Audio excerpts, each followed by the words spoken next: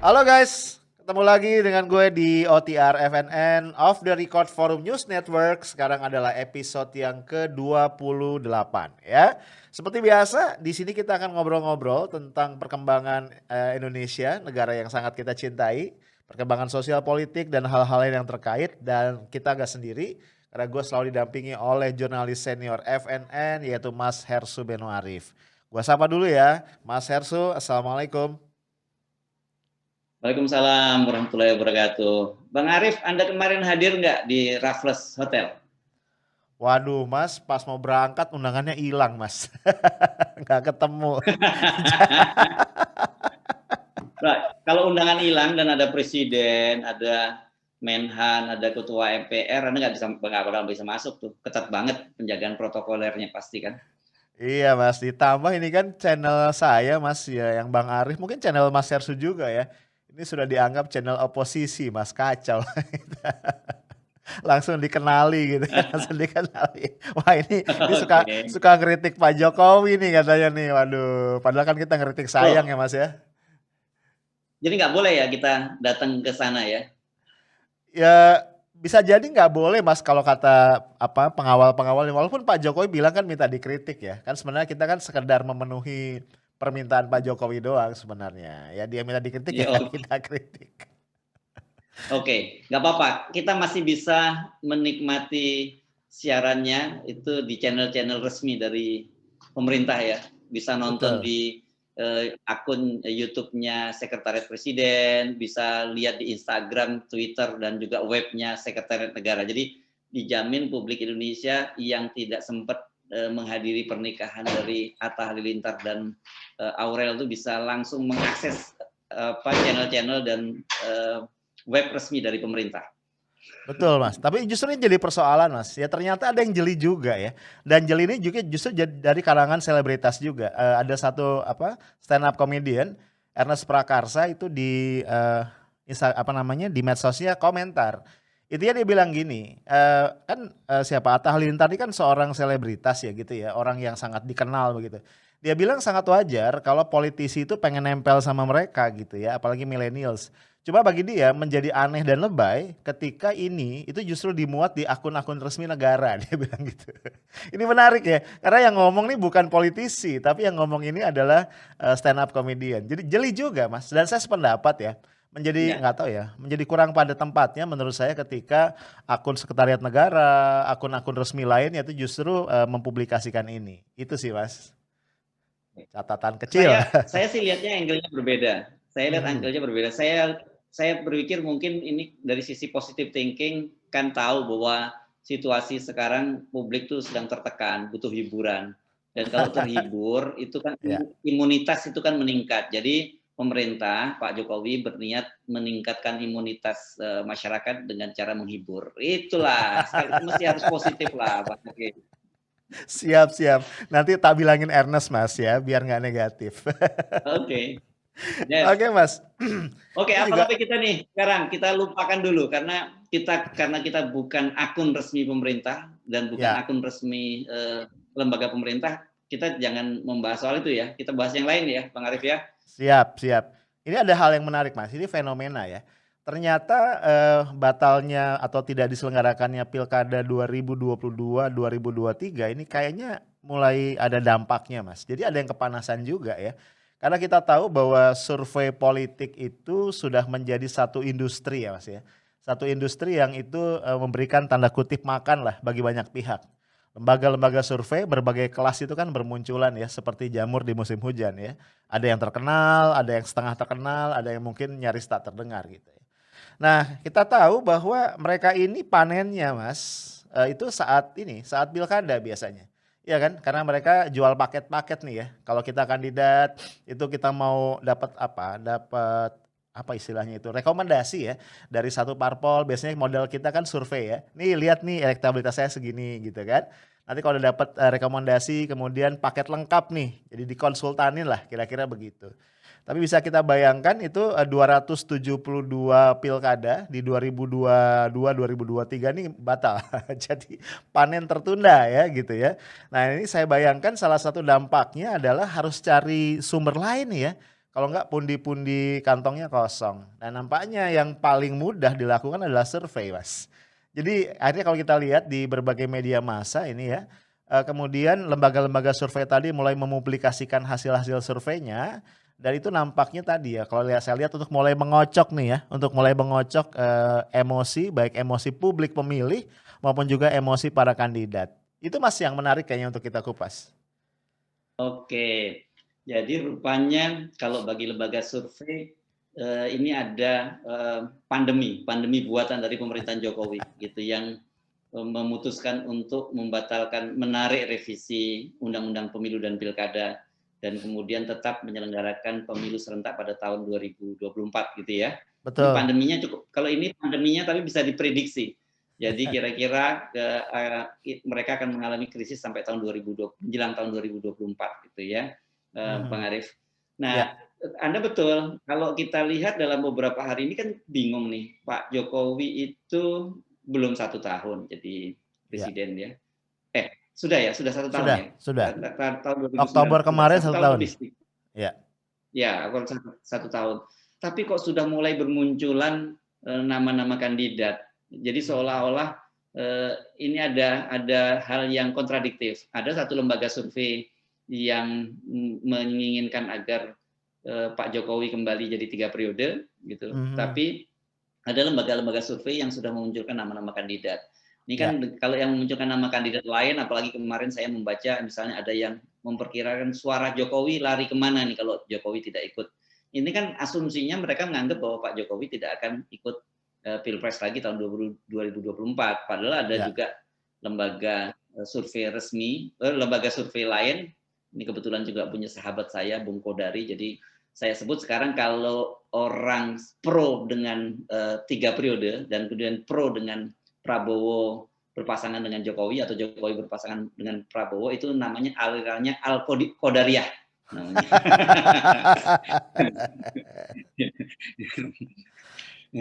Karena yang mengusulkan kan Kodari. Jadi kalau kalau kita sekarang melihat mazhab pemikiran kan gitu ya, kan Ya. aliran ini semacam mazhab pemikiran. Jadi Ya. mazhab pemikiran 3 periode adalah mazhab pemikiran Al-Qadariyah. Yap. Ini menarik memang. Nah, apa ini survei yang terbaru yang mana ini, Bang Arief, yang ada hasil survei? Iya. Saya jujur tidak terlalu memperhatikan. Ya, ini menarik karena di ada juga survei yang kemudian menempatkan Ganjar Pranowo ya, Gubernur Jawa Tengah sebagai yang tertinggi elektabilitasnya. Bahkan ini mengalahkan Anies Baswedan, Mas. Kita tahu bahwa dalam beberapa survei yang lain ya, nama Anies itu digadang-gadang menjadi yang tertinggi elektabilitasnya. Kita tahu yang terakhir itu yang cukup mencolok dan menyita perhatian publik adalah ketika indikator politik ya, Mas ya, atau saya lupa indikator politik atau Indobarometer ya, ketukar saya selalu nih. Yang mengatakan bahwa kalau yang disurvei itu adalah anak muda usia 19 sampai 21 tahun, kalau saya nggak 17 sampai 21 tahun, itu yang paling populer di atas yang lain adalah Anies Baswedan. Nah, ini menariknya ya, survei-survei yang lain ini salah satunya yang kita ingin diskusikan adalah yang menempatkan Ganjar Pranowo di peringkat yang pertama, bahkan mengalahkan Anies Baswedan. Saya merasa sosok Ganjar ini menjadi menarik karena kalau kita lihat, Mas, ini aktivitas dia sehari-hari ini cukup apa ya, cukup banyak dihadirkan di media ya. Dan bagi kita yang jurnalis yang tidak pernah percaya kebetulan, nampaknya kita mulai melihat pola ya, bahwa memang Pak Ganjar ini secara serius nampaknya sudah mulai menyiapkan kuda-kuda ya, bukan lagi memanaskan mesin nampaknya ya, tapi mulai ngegas nih untuk 2024. Gitu, Mas. Ya, lupakan saat Anda tadi lembaga survei mana gitu yang Ya. menempatkan Ganjar lebih unggul dan kemudian Anies lebih unggul. Tapi common sense kita ini Hmm. harus kita mesti bilang bahwa yang relatif bisa kita percaya itu ya Anies lebih unggul. Bukan apa-apa. Kenapa? Ya. Karena bagaimanapun juga Anies ini gubernur di DKI Jakarta. Dia dari spotlight nasional, jadi fokus pemberitaan nasional. Jadi kalau kemudian tiba-tiba nama Ganjar muncul itu lebih tinggi daripada Anies, kita pasti bertanya-tanya ini ada apa nih Hmm. gitu. Ya. Pastikan peribahasa mengatakan kalau ada tiada tidak mungkin tempua bersarang rendah gitu kan, bahwa patah yang lama menyatakan begitu, pasti ada sesuatu ini kalau tiba-tiba kok Ganjar yang ditempatkan menjadi peringkat pertama. Nah, Anda bisa menilai sendirilah apa maksudnya begitu. Tetapi yang cukup menarik fenomena dimunculkannya Ganjar ini kok tiba-tiba membuat saya teringat dengan pola yang dilakukan pada waktu Pak Jokowi dulu muncul. Ya, mulai dari Jakarta dan kemudian Pilpres 2014 ya. Ya. Karena pada waktu itu kan kita tahu konteksnya ini lebih pada pertarungan internal di PDIP. Ya. Karena bagaimanapun sekarang ini kan pemilik tiket utama untuk maju ke Pilpres 2024 tetap saja PDIP. Kalau kita flashback sedikit ya, Bang Arief, itu pada Pilpres 2014 itu kan era berakhirnya 2 periode kepemimpinan Pak SBY. Dan pada waktu itu yang kelihatan sangat eager untuk maju kembali itu Bu Megawati. Dan wajar sih, Bu Megawati pada waktu itu elektabilitasnya juga tertinggi setelah SBY turun. Tetapi kan kemudian kita tahu Bu Megawati itu digrill ya oleh lembaga-lembaga survei, oleh pengamat-pengamat politik untuk menyerahkan tiketnya ke Pak Jokowi.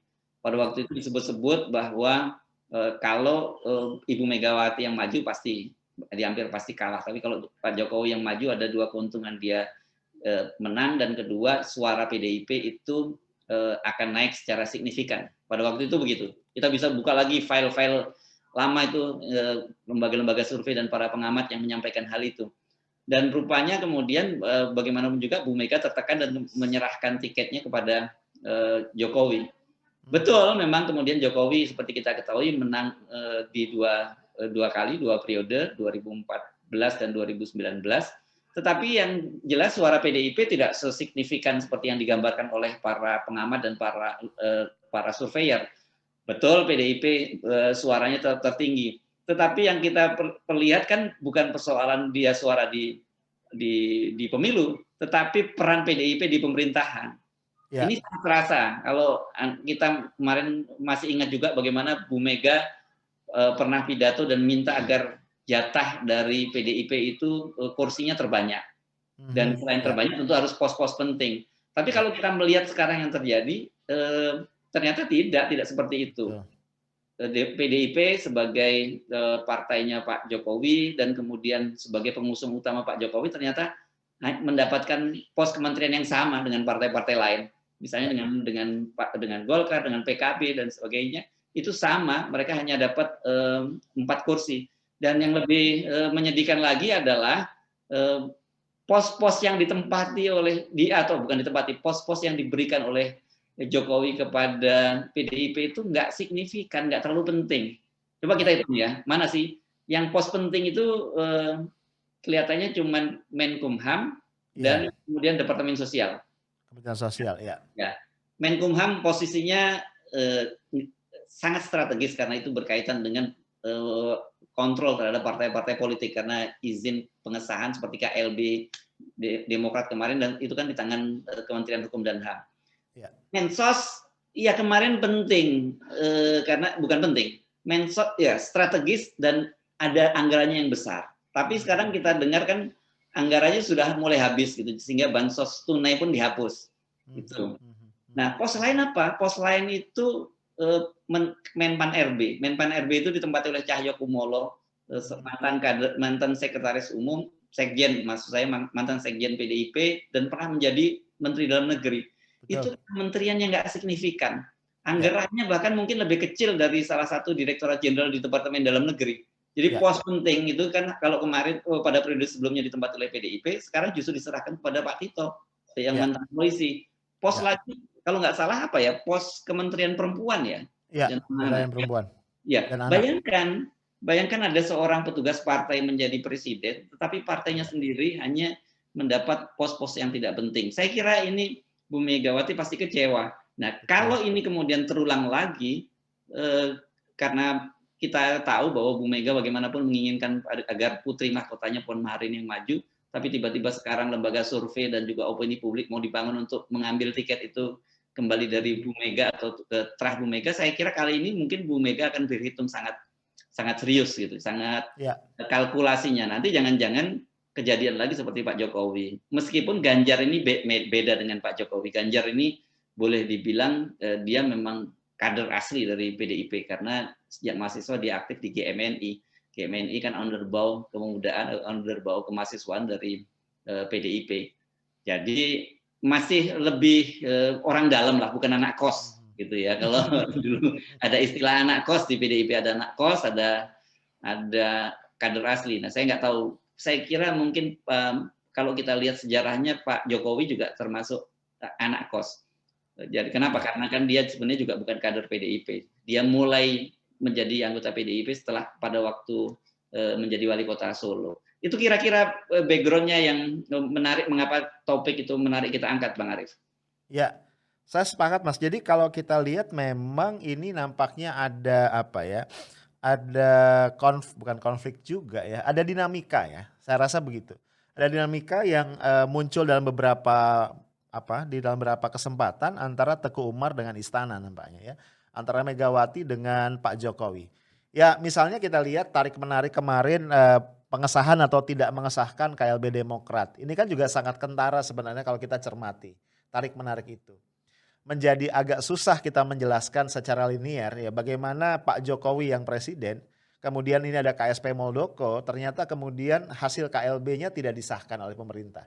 Kita bisa membayangkan dan itu juga cukup lama kan ya, ditarik ulurnya cukup lama, kita bisa membayangkan di belakang meja nih, di balik meja ini ada tarik-menarik yang kuat. Bisa jadi di situ peran Ibu Mega, ya ini kembali dugaan ya, peran Ibu Mega melalui Yasona Lawli menjadi cukup kuat sehingga kemudian pengesahan itu tidak jadi dikeluarkan. Karena kalau saya menduga Mas, kan kita lihat Pak Muldoko itu sekian lama bungkam ya sebenarnya mengenai KLB Demokrat. Kemudian tiba-tiba saja dia posting tuh di Instagramnya satu statement mengenai alasan dia mengkup atau mengkudeta Demokrat.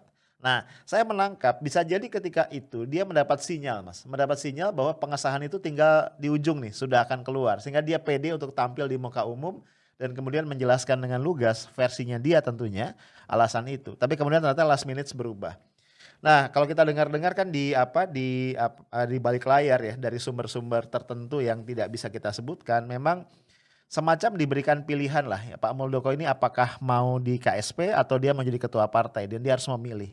Nah, saya merasa hal-hal ini menunjukkan memang tidak seperti yang kita bayangkan ketika Pak Jokowi itu statusnya petugas partai, maka hubungan antara beliau dengan Teguh Umar menjadi mulus. Ternyata tidak juga gitu ya. Tadi mungkin faktor anak kos itu menjadi satu hal yang penting juga untuk diperhitungkan dalam dinamika ini. Kemudian Mas Hersu yang saya ingin catatkan juga di sini adalah kita tidak boleh lupa bahwa sebuah partai politik, apalagi partai politik yang punya sejarah panjang seperti PDIP, yang awalnya adalah PDI, itu pasti tidak akan lepas dari faksi-faksi Mas. Ada faksi yang cukup banyak di situ, mungkin ada faksi yang dominan, ada faksi yang tidak terlampau dominan, bahkan bisa jadi ada subfaksi di dalam faksi. Apalagi kalau kita flashback ke belakang, PDIP yang berawal dari PDI ini adalah hasil fusi ya Mas. Dari beberapa partai begitu ya, dari partai-partai nasionalis, partai-partai Kristen itu digabungkan jadi satu menjadi PDI di masa penyederhanaan partai pasca pemilu tahun 1970 mulai pemilu tahun setelah pemilu 1971 gitu kan. Menjadi 3 kekuatan politik. Nah, saya bayangkan kemudian faksi-faksi ini akan tumbuh ya, kemudian mengalami kristalisasi dan ini terus berperan sampai hari ini. Dan kita juga tahu bahwa Teras Soekarno kan masuk belakangan ya ke PDI yang kemudian ada KLB Medan sebelumnya dan kemudian perebutan dari jabatannya Bu Mega dan seterusnya. Nah, nampaknya faksi-faksi itu tetap dominan sampai hari ini. Dan nampaknya tadi Pak Ganjar walaupun memang dia adalah tadi kader asli bukan anak kos tapi tetap ya bukan Teras Soekarno dan ini jadi persoalan juga di situ. Nah, coba Mas yang saya mau garis bawahi yang juga menarik buat saya adalah kemudian pasangan-pasangannya nih Mas ya, pasangan-pasangannya. Karena kan begini, tadi Mas sendiri sudah singgung, di satu sisi Ibu Mega ini menghadapi dilema yang cukup berat nih. Pada satu sisi pasti keinginan dia untuk mempertahankan Teras Soekarno di tampuk kekuasaan nasional itu besar sekali. Tapi pada sisi yang lain putri mahkotanya ini kan kondisinya atau posisinya nggak seperti dia dulu ya. Artinya kita belum pernah melihat ada lembaga survei yang menempatkan dia dengan elektabilitas yang signifikan begitu Ya, Mbak Puan ini saya rasa dari satu survei ke survei lain ya selalu di bawah posisinya. Jadi nampaknya kan kalau dia akan didorong ya, Mbak Puan akan didorong ke level nasional, ini paling banter nomor 2 ya Mas ya, paling banter adalah cawapres.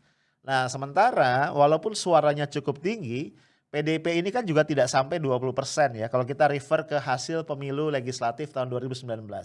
Jadi nampaknya harus juga berkoalisi dengan yang lain untuk mengusung capresnya siapa. Dan kalau kita lihat apa yang berkembang, nampaknya pilihan yang paling logis bagi Bu Mega saat ini adalah Prabowo Subianto. Kayaknya begitu Mas Erso. Ini soal kita perlu memperhatikan Ganjar. Ini saya pernah nulis nih, Bang Arief, ketika nama dia mulai muncul di survei itu. Jadi tulisan saya pada waktu itu judulnya kalau saya tidak salah, waspadai Ganjar Pranowo gitu. Betul Mas. Karena memang dengan modal sosial dia sebagai Gubernur Jawa Tengah dan kemudian dia orang Jawa dan PDIP Islam gitu, itu kan modal dia memang cukup bagus. Bahkan sebenarnya kalau saya lihat modal sosialnya Ganjar Pranowo ini dibandingkan dengan Pak Jokowi itu jauh lebih bagus Ganjar Pranowo. Bagaimanapun juga Ganjar Pranowo itu tadi saya sebut dia lebih smart lah dibandingkan Pak Jokowi dalam hal ini, dan kemudian dia dikenal aktivis masih sejak zaman masih mahasiswa. Jadi ini memang orang yang perlu diwaspadai. Dan kedua, dia Gubernur Jawa Tengah. Jangan lupa Jawa Tengah itu kan pemilik suara yang cukup besar di Jawa. Dan basis dia di Jawa Tengah ini kalau kita lihat cukup kuat. Dia serius tuh kerjanya di sana. Media sosialnya dia garap dengan sangat serius. Kemudian dia menggunakan gaya-gaya Jokowi dengan versi yang berbeda. Dia turun ke jalan, mengatur lalu lintas, ada banjir dia langsung turun. Bahkan yang lebih menarik, dia juga jadi host di dalam media sosialnya sendiri dari akun YouTube dia. Jadi saya lihat memang Ganjar menyiapkan diri untuk itu. Tetapi persoalannya kan ada Puan. Ini yang menjadi pertanyaan, apakah Ibu Mega akan menyerahkan ini kepada Puan? Maaf, apakah Ibu Mega akan menyerahkan ini kepada Ganjar seperti ketika Ibu Mega akhirnya menyerahkan tiketnya pada Pak Jokowi? Ini saya kira agak berbeda situasinya. Karena bagaimanapun Ganjar ini tokoh muda, dia usianya saya kira mungkin hanya lebih tua atau mungkin jangan-jangan sebaya dengan Puan, 11-12 lah gitu ya. Orang Jawa nyebutnya unda-undi. Artinya kalau kemudian diserahkan tiket itu kepada Ganjar, ya peluang Puan otomatis tertutup. Betul. Tapi kalau diserahkan misalnya pasangan dengan Prabowo atau figur lain yang usianya lebih tua, kalkulasinya mungkin 1 periode gitu ya. Jadi dengan begitu dia bisa digandeng, dia menjadi wapresnya, elektabilitasnya diupayakan naik, dan setelah presiden yang menggandeng dia, katakanlah Pak Prabowo, itu tidak lagi maju pada periode berikutnya, dia akan maju sebagai kandidat berikutnya. Atau syukur-syukur kalau dapat bola mentah. Kenapa? Kan ada aturan kalau presidennya berhalangan tetap, itu kan yang menggantikan wakil presiden. Itu kalkulasinya yang saya kira sekarang sedang dihitung-hitung. Dan sebenarnya gampang kok bacanya apa yang akan dilakukan oleh Ganjar. Nggak akan jauh-jauh seperti yang dilakukan oleh Pak Jokowi dulu. Bangun opini publik, bahwa elektabilitasnya sangat tinggi, lembaga survei dikerahkan untuk memberikan justifikasi, pengamat memberikan justifikasi, membuat Bu Mega tidak bisa berkutik, sama seperti ketika beliau menyerahkan tiket kepada Jokowi pada waktu itu. Cuman saya kira Bu Mega pasti sudah belajar dari pengalaman itu. Dan yang lebih serius lagi, Bu Mega pasti sebagai manusia, usianya kan sudah mulai lanjut, dan beliau pengen bagaimanapun juga ada generasi penerusnya, dalam hal ini Terah Soekarno yang meneruskan dinasti itu. Itu kalkulasinya yang saya kira yang sangat menarik di internal PDIP. Saya dengar memang faksi-faksi yang ingin mendorong Ganjar untuk naik, tapi mereka ini pasti tidak terlalu berani agresif sekali karena mereka mesti menjaga perasaan Ibu Mega. Itu Bang Arief. Iya. Jadi ke depan ini nampaknya kita akan menyaksikan dinamika ya Mas ya. Dinamika yang bertambah hangat walau tetap ya nampaknya underground ya di dalam internal PDIP. Ya karena saya yakin Ganjar Pranowo pun tidak akan dengan mudah menyerah juga ya. Tadi Mas katakan modal sosialnya bagus ya. Kemudian juga ya kalau ibu-ibu mengatakan casingnya juga jauh lebih bagus Mas dari presiden kita saat ini ya. Jadi ibu-ibu kayaknya suka nih Iya sama iya iya. Ganjar Pranowo. Iya iya. Betul nggak ya Mas ya? Casingnya kan bagus ya, orangnya tuh Betul charming gitu betul. ya. Dan Charming memang dan kedua jangan lupa istrinya pakai jilbab gitu kan. betul, Jadi betul, saya bilang, betul. jadi ini lengkap dia ini, Yes. Jawa, Muslim, kemudian PDIP, punya jam terbang. Jadi makanya saya menulis waspadai seperti Ginanjar, orang seperti Ganjar. Kata-kata waspadai ini sebenarnya saya sampaikan kepada Ibu Mega gitu loh, Betul, bukan betul. pada yang lain. Saya ingin melanjutkan sedikit Mas, analisis kita ini ya, apa namanya, dugaan-dugaan ini. Tadi saya sependapat ya, kayaknya berat ya bagi Ibu Mega yang, punya trauma masa lalu lah ya, ini di fait accompli dan ternyata seperti ini kondisinya. Saya yakin Bu Mega akan mati-matian mempertahankan supaya Puan maju dan dengan pasangan yang favorable tentunya buat, Bu Mega dan Puan Maharani. Tapi juga saya merasa tadi, Pak Ganjar Pranowo tidak akan menyerah begitu saja. Nah, kita juga bisa melihat satu kemungkinan lain, Mas. Kalau misalnya Pak Ganjar Pranowo ini tidak diambil oleh PDIP, saya merasa tidak tertutup kemungkinan, Mas, dia akan diambil oleh, partai yang lain atau gabungan partai yang lain. Karena saya rasa pada akhirnya ketika semakin mendekat ke 2024, partai-partai itu akan mulai realistis ya, Mas. Apalagi kita tahu ya ada kotel efek ya, partai-partai tahu pasti bahwa ketika mereka tidak punya, capres di dalam, pemilu di dalam pemilu, maka mereka tidak akan menikmati kotel efek itu. Tapi kalau mereka punya capres akan ada, limpahan suara yang cukup besar. Apalagi kalau misalnya Mas, perjuangan-perjuangan katakan untuk menurunkan presidensial threshold gitu ya, itu berhasil tidak lagi 20% tapi katakanlah turun sedikit lah ya menjadi 15%. Ini, menurut saya possibility ini, bisa saja terbuka ya. Kemudian nanti, dengan elektabilitas yang tinggi, dengan tadi ya charming-nya, dengan social capital yang besar itu, bisa jadi kemudian nama nama Ganjar ini menjadi menarik Mas, untuk dipinang oleh partai lain, tentu kemudian dipasangkan dengan kader dari partai atau gabungan partai tadi. Itu sih Mas saya melihat ke arah situ. Apakah Mas Hersho juga melihat hal yang sama Mas? Oh, kemungkinan-kemungkinan semacam itu, ada saja, tetapi Mhm, biasanya kalau orang sudah mulai kehilangan dari partai politik juga cukup berat. Ini kan PR yang sama mhm. seperti misalnya pada Anies Baswedan, Iya, iya kan? Anies betul. Baswedan ini kan sejauh ini Pak, kalau survei-survei yang mungkin kita cukup yakini, common sense lah kita, Iya, bahwa dia yang paling paling tinggi elektabilitasnya. Tapi kan mhm. selalu problemnya, dia tidak punya partai politik. Sama Iyap, juga begitu gitu, ketika Ganjar misalnya, walaupun naik elektabilitasnya ketika dia kemudian tidak punya partai politik karena partai politiknya, kartunya dipegang oleh Bu Mega, mungkin juga akan mhm. sangat berat. Iya, Tetapi saya kira satu faktor yang mesti kita bicarakan itu, ini kan asumsi kalau, pemilu berjalan normal dan kemudian yes. dilaksanakan pada tahun 2024 dan Pak Mhm, Jokowi tidak maju ke periode ketiga gitu. betul. Nah, sekarang yang kita kita dengarkan yang paling ngotot menolak tetap PDIP itu Bu Mega, dalam hal ini Bu Mega tidak setuju dengan 3 periode. Yes. Tetapi kalau kemudian semua partai akhirnya sepakat mengerucut pada 3 periode, bahkan kemudian karena Demokrat sekarang di bawah AHY karena merasa sudah diselamatkan gitu oleh Pak Jokowi dan kemudian juga ikut mendukung 3 periode, kan itu menjadi Mhm, jadi lebih menarik kan. betul, Kan tidak ada yang gratis ini politik itu. Pasti betul. kenapa kemudian Muldoko ditolak oleh pengesahannya Kumham, kan ada trade off. Pasti Ya, ada lah itu bargaining semacam itu. Kita nggak boleh ngomong lugu bahwa oh ya, itu memang legal formal secara administrasi hukum administrasi memang Muldoko tidak memenuhi syarat jadi kemudian mhm, disahkan. Nggak, kita nggak, jangan berpikir semacam itu. Itu mhm, tuh berpikir naif dalam dunia politik. Nah, kalau sudah sampai kembali tadi ternyata Pak Jokowi misalnya punya hajat sampai 3 periode, kan Bu Mega bisa diberikan semacam trade off juga. Satu misalnya yes. ya katakanlah puannya yang digandeng oleh Bu Megawati. Kedua dari sisi Bu Megawati kalkulasinya masa iya sih Pak Jokowi setelah 3 periode mau 4 periode kan gitu. Jadi lebih lebih aman kalau dipilih Jokowi sebagai presiden.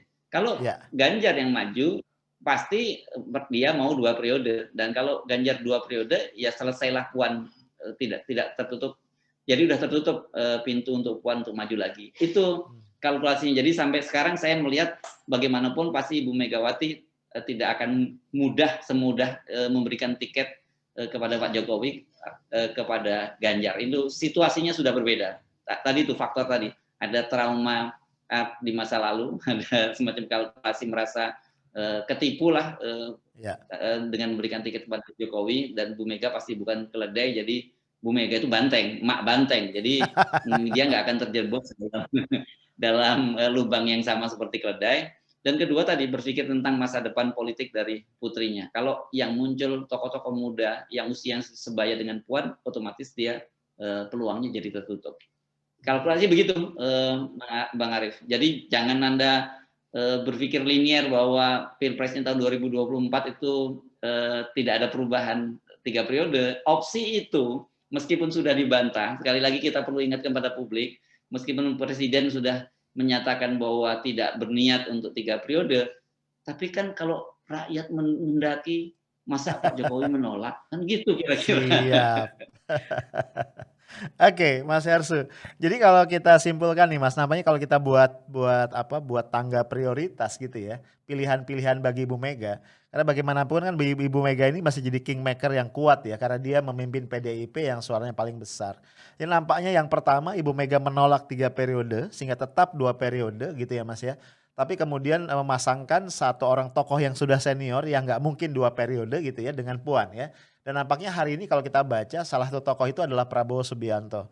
Dan kalau kita lihat juga Prabowo ini kan tipe yang somehow bermain lurus ya. Artinya kalau komitmen ya komitmen gitu ya. Jadi bayangkan kalau dia kemudian dipasangkan dengan Puan ya itu akan cukup favorable sebenarnya.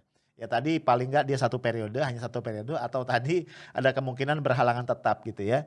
Ini alternatif pertama. Tapi juga saya setuju kita tidak menutup kemungkinan walaupun hari ini Ibu Mega menolak ya wacana presiden 3 periode, namun bisa jadi ketika nanti terdesak ya kalkulasinya jadi realistis. Karena setelah 3 periode kan kayaknya nggak mungkin 4 periode ya Mas ya. Berarti Jokowi Puan jadi alternatif yang sebenarnya cukup manis juga gitu. Nah apalagi tadi ada harapan berhalangan tetap juga ya Mas. Jadi nampaknya saya cukup yakin dengan diskusi kita ini, in the end buat Bu Mega itu yang penting Puan ya. Mau 2 periode atau 3 periode yang penting adalah Puan tetap punya kesempatan untuk maju dalam waktu yang tepat. Gitu ya berarti ya Mas Yarsu ya kesimpulan kita ya. Ya, kalau kita simpelkan dengan mengambil tagline sebuah minuman gitu, apapun makanannya, minuman itu, nah saya nggak sebut ini karena satu dianggap kita mengendorse, ya, kalau mengendorse kebetulan apa, kalau mengendorse gratis nggak usah gitu.